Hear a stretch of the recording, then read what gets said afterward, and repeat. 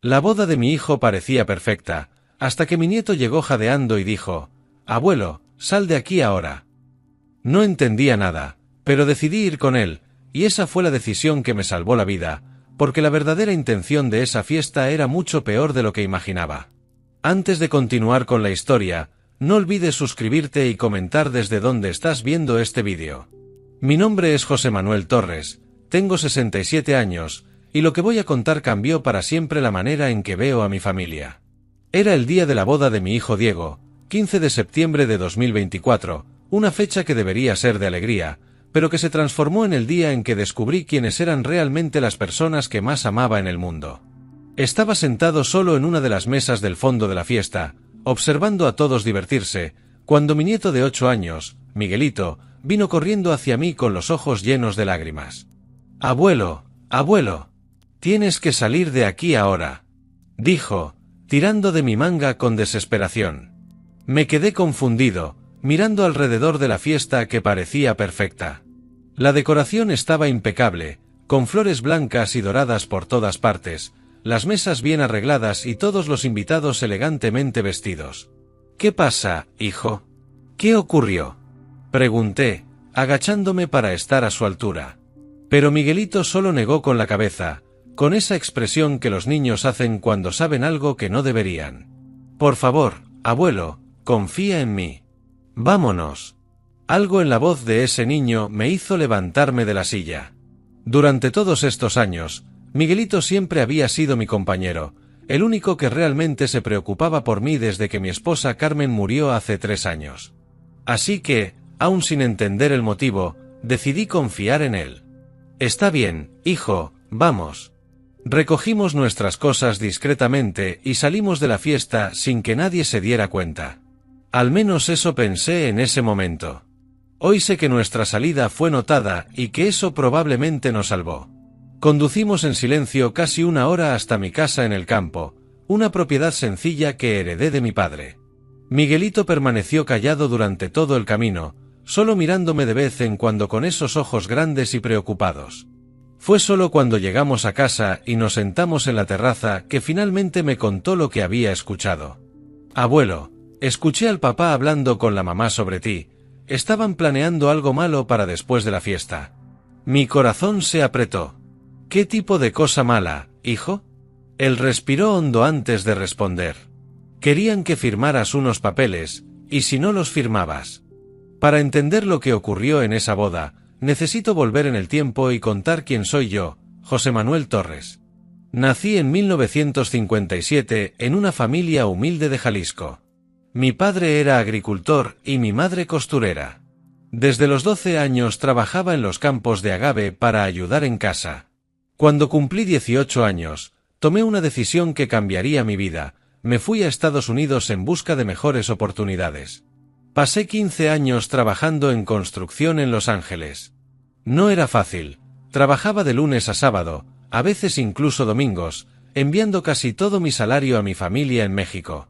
Dormía en habitaciones compartidas con otros trabajadores, comía solo lo necesario para sobrevivir y soñaba con el día en que podría regresar a casa con suficiente dinero para construir una vida digna. Fue durante una de mis raras visitas a México que conocí a Carmen, una mujer hermosa con un corazón aún más bonito. Ella era maestra en la escuela local, y aun sabiendo las dificultades que enfrentaríamos, aceptó casarse conmigo. Nuestra boda fue sencilla, celebrada en la pequeña iglesia del pueblo, pero fue el día más feliz de mi vida hasta entonces. Carmen me apoyó cuando decidí quedarme definitivamente en México en 1982. Con los ahorros de Estados Unidos, compramos un pequeño terreno y comenzamos a construir nuestra casa ladrillo por ladrillo, literalmente con nuestras propias manos. Ella estaba embarazada de Diego cuando iniciamos la construcción. Recuerdo verla, incluso con la barriga grande, ayudando a cargar materiales y pintando paredes. Diego nació en 1983, y 2 años después llegó nuestra hija María.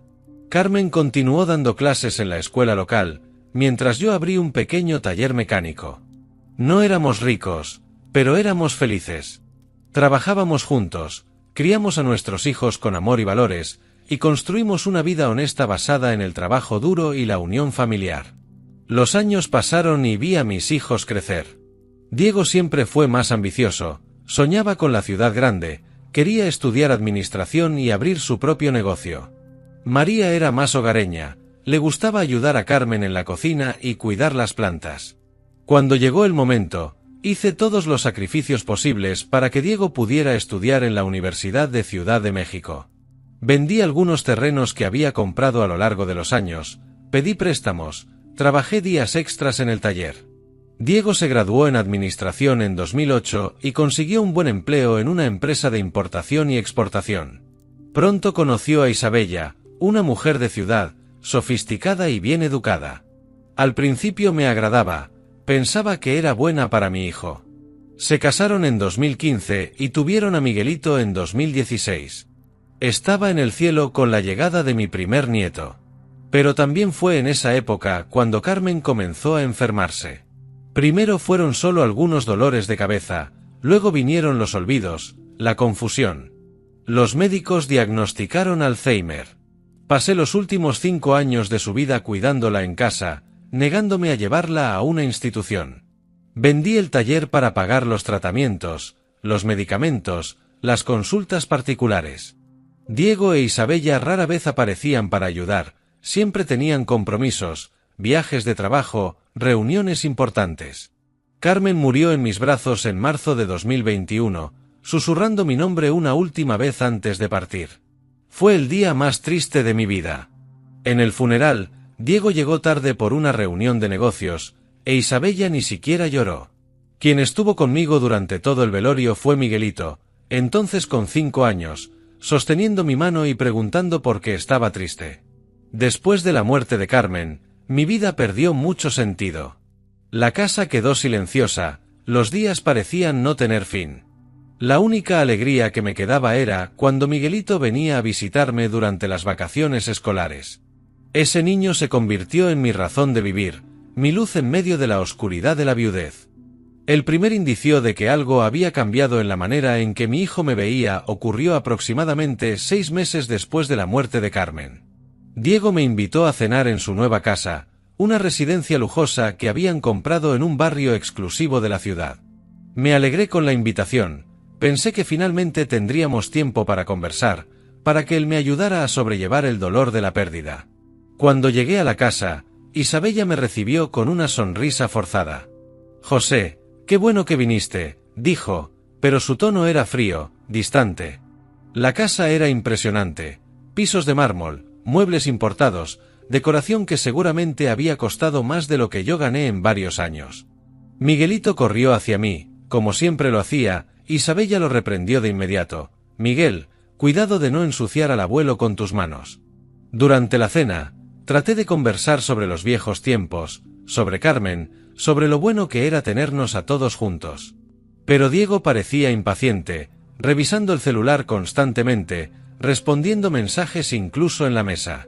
«Papá, tienes que entender que nuestra vida ahora es diferente. Tenemos responsabilidades, compromisos sociales, una imagen que mantener en la empresa», dijo cuando comenté sobre sus constantes ausencias. «¿Imagen?», pregunté, sin entender. «¿Qué imagen, hijo? Eres mi hijo, solo quiero estar cerca de la familia que me queda». Isabella tosió discretamente y cruzó una mirada con Diego. «José, lo que Diego quiere decir es que ahora que ocupa un cargo importante en la empresa, debemos ser más selectivos con nuestros compromisos sociales». En ese momento, algo se rompió dentro de mí. Me di cuenta de que mi nuera me veía como un problema, como algo que no encajaba en el nuevo estilo de vida que llevaban. Diego no dijo nada para defenderme, solo asintió con la cabeza. «Eso es, papá. Lo entiendes, ¿verdad?». En las semanas siguientes, las invitaciones para visitarlos se volvieron cada vez más escasas. Cuando llamaba, siempre había una excusa. Diego estaba de viaje por trabajo, Isabella tenía compromisos sociales, Miguelito estaba ocupado con actividades extracurriculares. Las únicas veces que lograba ver a mi nieto era cuando pasaba las vacaciones escolares conmigo, y aún así, Isabella siempre se aseguraba de darme una lista de instrucciones como si yo no supiera cuidar de un niño. «José, por favor, no dejes que Miguel juegue en la tierra, eso es antihigiénico». Y evita que coma demasiados dulces. Estamos controlando su alimentación. Ah, y si es posible, no cuentes esas historias antiguas sobre México, eso no aporta nada a su educación, decía Isabella cada vez que dejaba a Miguelito en mi casa. Un día, María me llamó llorando. Había intentado hablar con Diego sobre la forma en que me estaban tratando, pero él fue grosero con ella. Papá, Diego dijo que estás volviéndote muy dependiente después de la muerte de mamá, que eso es normal en personas de tu edad, pero que él no puede cargar con ese peso emocional ahora que está construyendo su carrera, me contó entre sollozos. ¿Peso emocional? Repetí, sintiendo el corazón oprimido. ¿Así era como mi hijo me veía ahora? ¿Como una carga que estorbaba su vida de éxito? Yo, que trabajé tanto para darle las oportunidades que yo nunca tuve, que vendí todo lo que pude para pagar sus estudios, que me sentía tan orgulloso de sus logros. La situación empeoró cuando Diego empezó a molestarse con las visitas que hacía espontáneamente. Un sábado, aparecí en su casa con algunas verduras de mi huerto, como siempre hacía. Isabella abrió la puerta con cara de irritación. José, ya hablamos sobre esto. Necesitas llamar antes de venir. Tenemos una rutina, compromisos. ¿Compromisos un sábado? Pregunté. Son solo unos tomatitos que recogí ayer, pensé que les gustaría. Ella tomó la bolsa de verduras con desdén. Gracias, pero la próxima vez, por favor, avisa antes. Y si es posible, cómpralos en una tienda, es más higiénico. En ese momento apareció Diego en la puerta. Papá, Isabella tiene razón. Ya no puedes aparecer así, sin avisar. Nuestra vida ha cambiado. Tenemos responsabilidades. Miré a mi hijo, buscando algún rasgo del niño cariñoso que había criado, pero solo encontré frialdad. Está bien, hijo. La próxima vez llamaré antes. Caminé de regreso al coche sintiéndome más pequeño a cada paso. Detrás de mí, escuché a Isabella decirle a Diego, necesitamos establecer límites más claros. Esto no puede seguir así. Y mi hijo estuvo de acuerdo. Tienes razón. Hablaré con él. Aquella noche, solo en casa, mirando las fotos de Carmen esparcidas por la sala, lloré como no lo había hecho desde su funeral. Mi esposa siempre decía que nuestros hijos eran nuestra mayor riqueza, nuestro legado. Pero, ¿qué había quedado de mi legado? Un hijo que me veía como un estorbo y una nuera que se avergonzaba de mis orígenes humildes. La humillación más explícita ocurrió en el cumpleaños número 40 de Diego, en marzo de 2023. Había organizado una fiesta en un restaurante caro de la ciudad, un lugar en el que nunca había entrado en mi vida. Cuando recibí la invitación, me sentí feliz, pensé que finalmente sería incluido en la vida social de mi hijo. ¡Qué ingenuo fui! Pasé semanas preparándome para la fiesta. Fui a la ciudad, compré un traje nuevo, simple pero lo mejor que podía pagar. Incluso me corté el cabello en una barbería diferente, más cara. Quería verme presentable para no avergonzar a mi hijo. María me ayudó a elegir un regalo, un bonito reloj que me costó casi un mes de mi jubilación. Cuando llegué al restaurante, un lugar con ballet y portero, ya me sentí fuera de lugar. El portero me miró de pies a cabeza antes de dejarme entrar. Adentro, la decoración era lujosa, con candelabros de cristal y mesas cubiertas con manteles blancos inmaculados. Todos los invitados estaban elegantemente vestidos, los hombres con trajes caros, las mujeres con vestidos y joyas que probablemente costaban más que mi casa. Isabella me saludó con un beso al aire, sin siquiera tocarme la cara. José, qué bueno que pudiste venir, dijo, pero su tono dejaba claro que mi presencia no era bienvenida. Me condujo a una mesa en la esquina del salón, lejos de la mesa principal donde estaban Diego y sus amigos más importantes. Es mejor que te quedes aquí, dijo Isabella, señalando una silla. Es más tranquilo, te sentirás más cómodo. En la mesa solo había algunas personas mayores, parientes lejanos de Isabella que claramente también habían sido relegados al segundo plano de la fiesta. Durante toda la noche, Diego apenas me miró. Estaba ocupado conversando con sus colegas de trabajo, contando chistes, brindando con champaña cara. Cuando finalmente se acercó a mi mesa, fue solo por unos minutos y, aún así, parecía cumplir con una obligación. Papá, Gracias por venir, dijo, pero ya mirando hacia otro lado, como buscando una excusa para alejarse. Le entregué el regalo que había comprado con tanto cariño. Lo abrió rápidamente, dijo gracias sin ni siquiera mirar bien, y le pasó la caja a Isabella para que la guardara. El momento más doloroso llegó cuando Diego subió al pequeño escenario para dar un discurso de agradecimiento.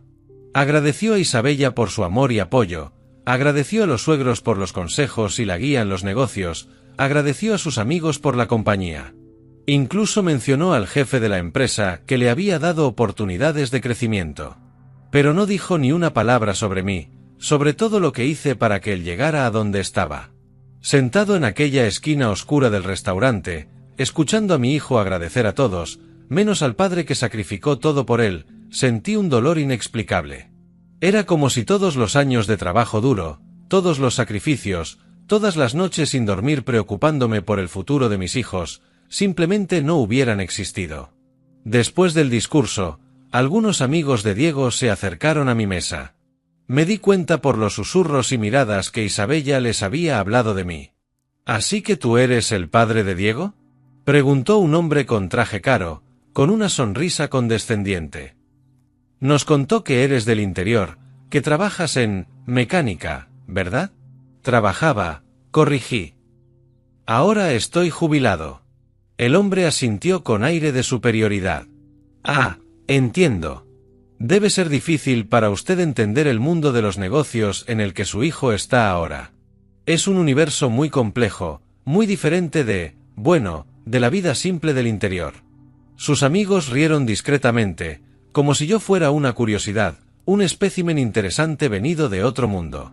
Me sentí disminuido, como si toda mi experiencia de vida, toda mi sabiduría ganada con los años, no valiera nada frente a aquellas personas con trajes caros y títulos universitarios. La gota que colmó el vaso fue cuando escuché a Isabella hablar con una amiga cerca de mi mesa. No se dio cuenta de que yo estaba escuchando. Es complicado, querida.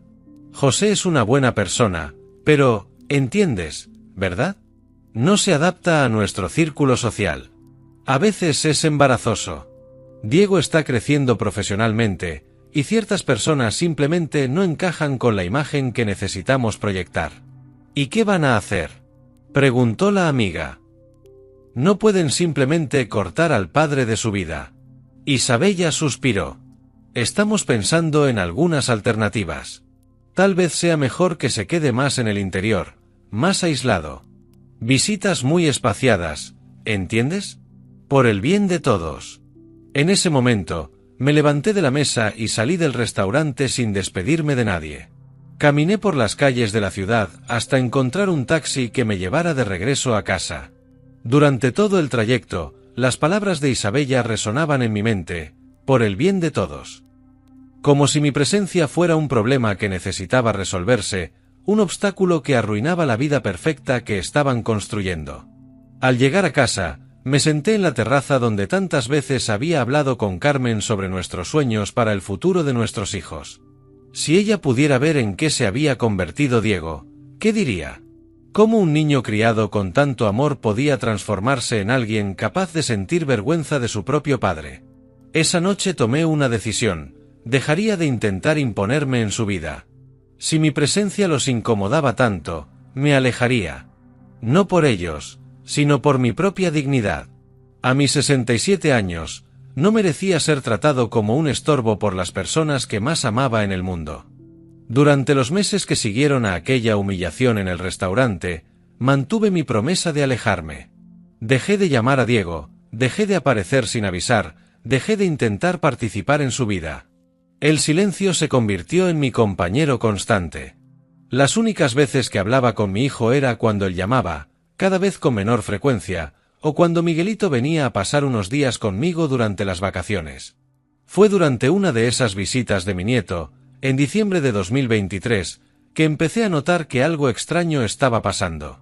Miguelito, siempre un niño hablador y alegre, estaba más callado, más observador. A veces lo sorprendía mirándome con una expresión preocupada que no era normal en un niño de 7 años. «Abuelo», me preguntó cierta tarde mientras jugábamos en el patio, «¿estás triste porque papá ya no viene a visitarte?». La pregunta me tomó desprevenido. ¿Por qué crees eso, hijo? Se encogió de hombros, pero continuó. A veces escucho a mamá y a papá hablando sobre ti. Hablan bajito, pero yo escucho. Mi corazón se aceleró, pero traté de mantener la calma. ¿Y qué dicen? Miguelito dudó antes de responder. Dicen que estás envejeciendo y que eso es un problema. Mamá dice que las personas mayores dan mucho trabajo y que ya no saben cuidar de sus propias cosas. Sentí un nudo en la garganta, pero forcé una sonrisa. ¿Y tú estás de acuerdo con eso, Miguelito? Sacudió la cabeza con fuerza. No. Tú sabes hacer todo. Cocinas mejor que mamá, cuentas historias más divertidas y enseñas cosas que no aprendo en la escuela. No necesitas que nadie cuide de ti. En ese momento abracé a mi nieto con fuerza, agradecido de tener al menos a una persona en la familia que todavía me veía con cariño y respeto. Pero sus palabras plantaron una semilla de preocupación en mi mente. ¿Qué estaban planeando exactamente Diego e Isabella? En los meses siguientes, empecé a prestar más atención a los detalles. Cuando Diego finalmente me llamaba, sus preguntas siempre eran sobre mi salud, si podía cuidar la casa solo, si necesitaba ayuda. Al principio pensé que era preocupación genuina, pero había algo en su tono que me hacía sentir incómodo. En febrero de 2024, recibí una visita inesperada. Diego apareció en casa acompañado de un hombre que presentó como el Dr. Ramírez, un especialista en salud geriátrica. «Papá, traje al doctor para que te revisara y ver si todo está bien», dijo Diego con una sonrisa que no llegaba a los ojos. El Dr. Ramírez era un hombre delgado, con gafas, que me hizo varias preguntas sobre mi rutina, mi memoria y mi capacidad para cuidarme solo. Durante toda la consulta, Diego tomaba notas en un cuadernillo. Me pareció extraño, pero pensé que tal vez era realmente preocupación por mi salud. Su padre parece estar bien físicamente, dijo el doctor a Diego tras la evaluación, pero en personas de su edad es importante monitorear signos de deterioro cognitivo. El aislamiento social puede acelerar estos procesos. Diego asintió gravemente, como si estuviera recibiendo un diagnóstico terminal. Después de que se fueron, llamé a María para contarle sobre la visita. Se mostró alarmada. «Papá, esto es muy extraño. ¿Por qué Diego llevaría a un médico a tu casa sin avisar? ¿Y por qué estaba anotando todo?» Sus palabras confirmaron mi sospecha, algo estaba pasando a mis espaldas. En las semanas siguientes, empecé a organizar mis documentos. No sabía exactamente por qué, pero sentí que necesitaba tener todo en orden. Reuní escrituras de la casa, documentos del coche, extractos bancarios, mi testamento. Fue entonces cuando descubrí algo que me preocupó aún más. Algunas de mis cuentas bancarias tenían movimientos que no reconocía, pequeños retiros, transferencias que no había autorizado. Cuando fui al banco a investigar, descubrí que Diego había sido incluido como apoderado en algunas de mis cuentas años atrás, cuando Carmen estaba enferma y yo necesitaba ayuda para cubrir gastos médicos. Pero ahora estaba usando ese poder para hacer movimientos sin mi conocimiento. Lo confronté por teléfono. «Diego, necesito que me expliques estos movimientos en mi cuenta». Hubo un silencio antes de que él respondiera. «Papá, eran solo algunos gastos que pagué por ti. Pensé que era mejor que yo me encargara, ya que a veces se te olvida pagar las cuentas a tiempo». «No se me olvida nada», respondí, irritado. «Y no autoricé ninguno de esos gastos». Diego suspiró, como si tratara con un niño terco. «Papá, quizás sea mejor que hablemos de esto en persona. Es hora de discutir tu futuro más seriamente». Colgué el teléfono con la mano temblando. ¿Discutir mi futuro? ¿Qué significaba eso? Esa noche apenas pude dormir, imaginando qué tipo de planes estaban haciendo para mí. Fue entonces cuando decidí buscar un abogado. El doctor Mendoza era un abogado de la ciudad que conocía desde hacía años. Le expliqué toda la situación, el distanciamiento familiar, la visita del médico, los movimientos bancarios sospechosos. Me escuchó con atención y luego negó con la cabeza, preocupado. «José, lo que me estás describiendo parece el inicio de un proceso para cuestionar tu capacidad civil. Podrían estar reuniendo evidencia para alegar que ya no puedes cuidar tus propios bienes. Sentí que el mundo se me venía abajo. ¿Pero eso es posible? Estoy perfectamente lúcido. Sí, es posible, respondió el doctor Mendoza. Y lamentablemente es más común de lo que imaginas. Hijos que se aprovechan de padres ancianos para tomar control de sus bienes. Mi consejo es que transfieras tus bienes a un fideicomiso, o al menos retires a Diego como apoderado antes de que sea demasiado tarde. Salí del despacho del abogado con una mezcla de rabia y tristeza que nunca había sentido antes. Mi propio hijo, el niño que crié con tanto amor, estaba planeando robarme. No eran solo los bienes materiales lo que dolía, era la traición, la ingratitud, el desprecio por todo lo que hice por él. Esa semana, gestioné la remoción de Diego de todos mis poderes notariales y transferí la mayoría de mis bienes a un fideicomiso a nombre de Miguelito, con María como administradora hasta que él cumpla 25 años. Si Diego quería mi patrimonio, tendría que pasar por encima de mí primero. Literalmente. Cuando volvimos a casa aquella noche, después de salir de la boda, Miguelito finalmente logró contarme todo. Nos sentamos en el porche, lejos de cualquier posibilidad de ser escuchados, y mi nieto, con apenas 8 años, me reveló una conspiración que me heló la sangre. Abuelo, comenzó, con la voz temblorosa, estaba jugando a las escondidas con los otros niños durante la fiesta. Me escondí debajo de la mesa de la comida, ¿sabes? Esa mesa grande con el mantel largo. Asentí, animándolo a continuar. Fue entonces cuando escuché a papá hablando con mamá y con otros adultos. Miguelito respiró hondo antes de seguir. Papá dijo que después de la fiesta iban a llevarte a firmar unos papeles. Dijeron que estarías emocional por la boda y por la abuela Carmen que murió, y que sería el momento perfecto para convencerte de firmar. Mi corazón comenzó a latir más rápido. ¿Qué tipo de papeles, hijo? El niño se encogió de hombros. No sé bien, pero hablaron de internarte en un lugar para personas mayores y quedarse con tu casa y tu dinero. Mamá dijo que ya no necesitarías esas cosas de todos modos. Sentí como si alguien me hubiera dado un golpe en el estómago. Hay más, abuelo, continuó Miguelito, ahora con lágrimas en los ojos. Ellos habían preparado una historia para contar. Iban a decir que estabas confundido, que ya no podías cuidar de ti mismo, que a veces olvidabas comer o bañarte. El hombre que estaba con ellos, un doctor, dijo que ya había preparado todos los informes médicos necesarios. Doctor Ramírez. Claro. La visita a mi casa no había sido por preocupación por mi salud, sino para evaluar mi capacidad y preparar los documentos que probarían mi supuesta incapacidad mental. Pero tú no estás enfermo, abuelo, dijo Miguelito, agarrando mi mano. Recuerdas todo, cuentas historias lindas, cocinas solo, cuidas la huerta. Están mintiendo. La indignación en la voz de aquel niño me conmovió profundamente. Un niño de 8 años podía ver la verdad que mi propio hijo adulto elegía ignorar por codicia.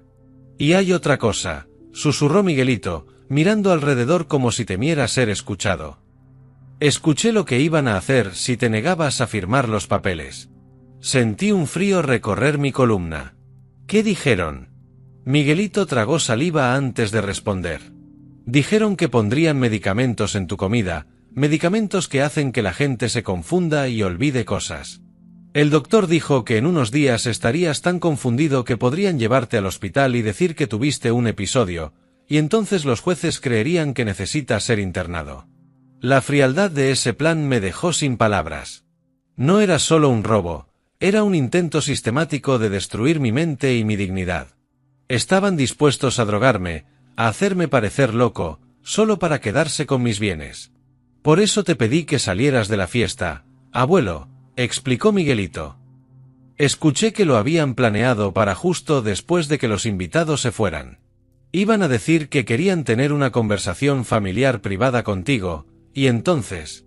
No pudo terminar la frase, pero entendí. Abracé a mi nieto, ese valiente niño que me había salvado de la trampa más cruel que alguien pudiera imaginar. Hiciste lo correcto, hijo. Salvaste a tu abuelo. Se acurrucó en mis brazos, y pude sentir que él también estaba asustado por la maldad de sus propios padres. «Abuelo, ¿qué vamos a hacer ahora?», preguntó Miguelito. Era una pregunta demasiado pesada para un niño, pero la situación había obligado a mi nieto a madurar antes de tiempo. «Vamos a protegernos», respondí. «Y vamos a asegurarnos de que no puedan hacerle daño a nadie más». Esa madrugada, con Miguelito durmiendo en mi regazo en el porche, reflexioné sobre cómo había llegado a ese punto. El hijo que crié con tanto amor se había transformado en un extraño capaz de tramar mi destrucción mental y física.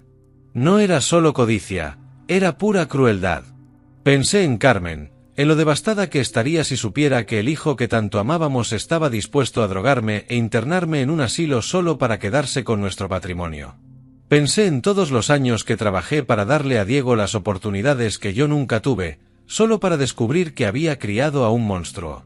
Pero también pensé en Miguelito, durmiendo seguro en mis brazos.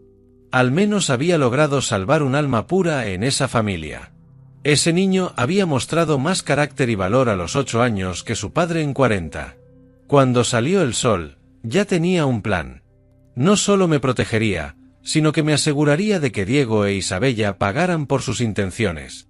Y lo haría de una forma que nunca olvidarían. Primero, llamé al doctor Mendoza y pedí una reunión urgente. Segundo, contacté a María y le conté todo. Ella se horrorizó, pero no se sorprendió. «Papá, sospechaba que algo estaba mal. Isabella siempre preguntaba sobre tu salud de una manera extraña, como si buscara señales de demencia». Tercero, comencé a grabar todas las conversaciones telefónicas con Diego. México permite la grabación de conversaciones cuando una de las partes da su consentimiento, y yo ciertamente lo daba. Si él quería atacarme, tendría evidencia de sus verdaderas intenciones. La guerra había comenzado. Pero esta vez, el viejo José Manuel Torres no sería una víctima fácil. 3 semanas después de la boda, Diego finalmente me llamó. Su voz estaba tensa, irritada. «Papá, necesitamos hablar. ¿Por qué te fuiste de la fiesta sin avisar?». Isabella se molestó mucho, pensó que estaba siendo grosero con sus invitados.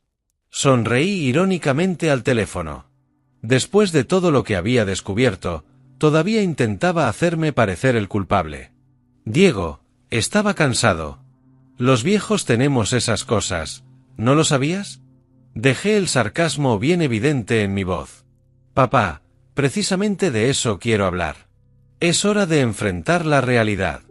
Estás diferente.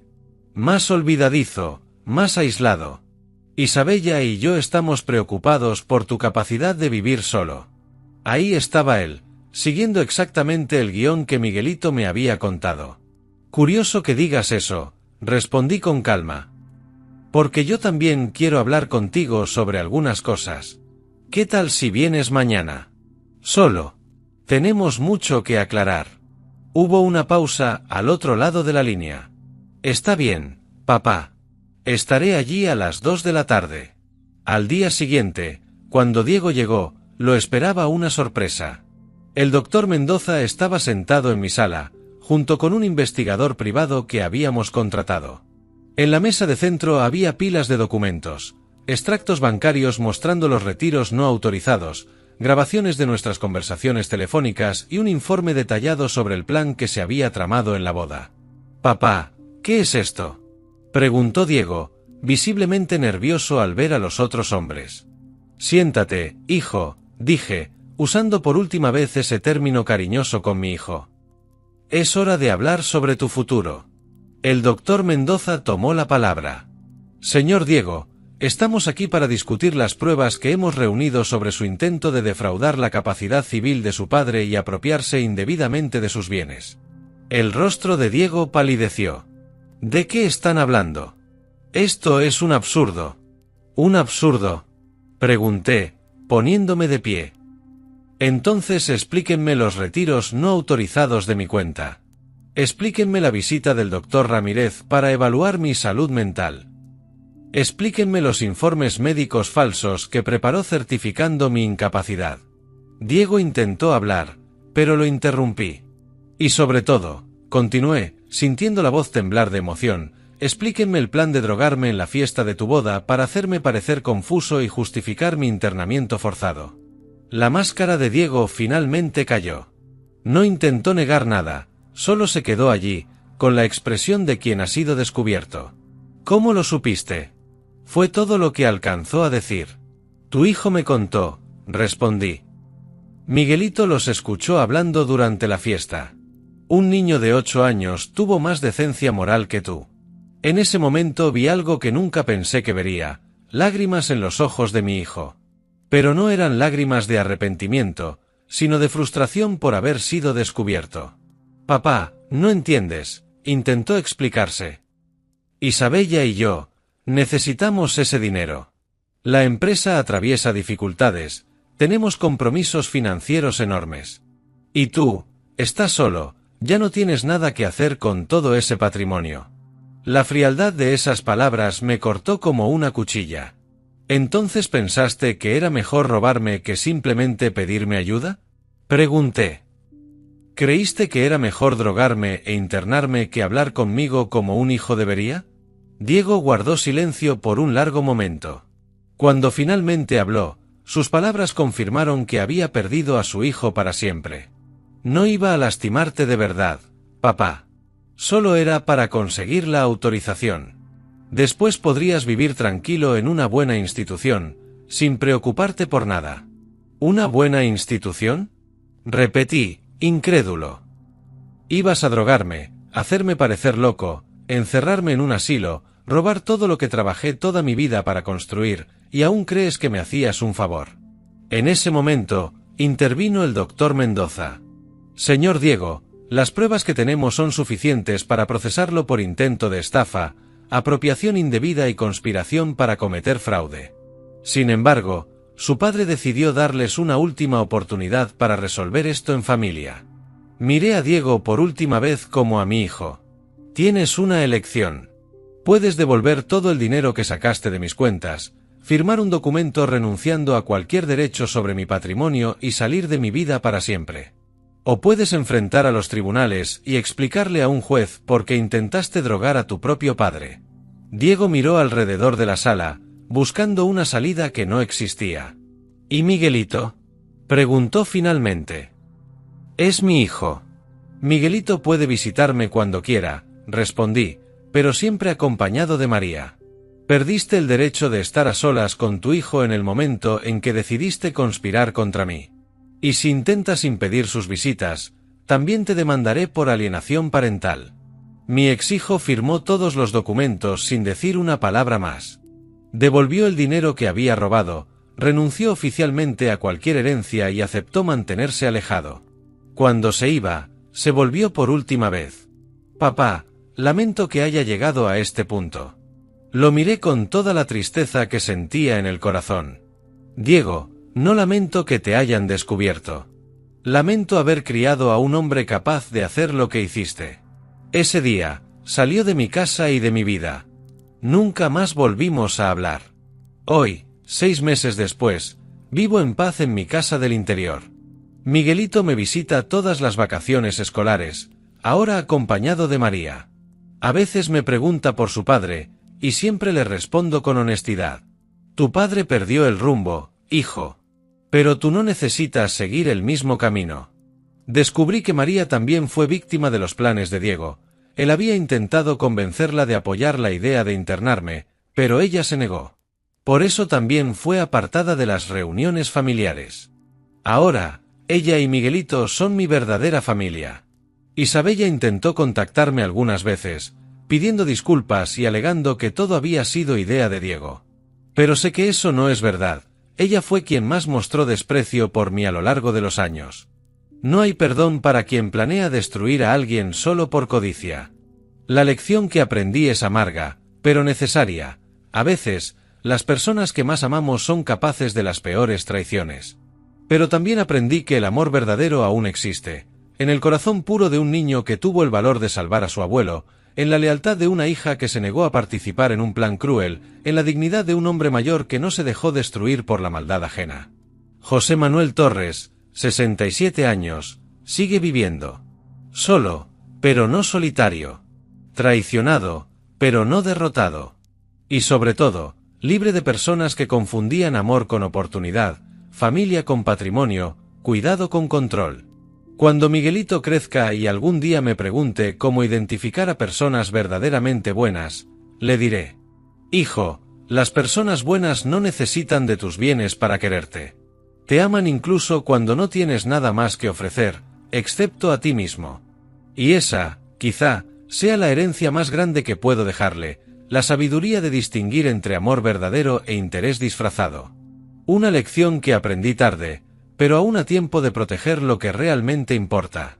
Si te conmovió esta historia, suscríbete al canal y descubre muchos otros relatos impactantes.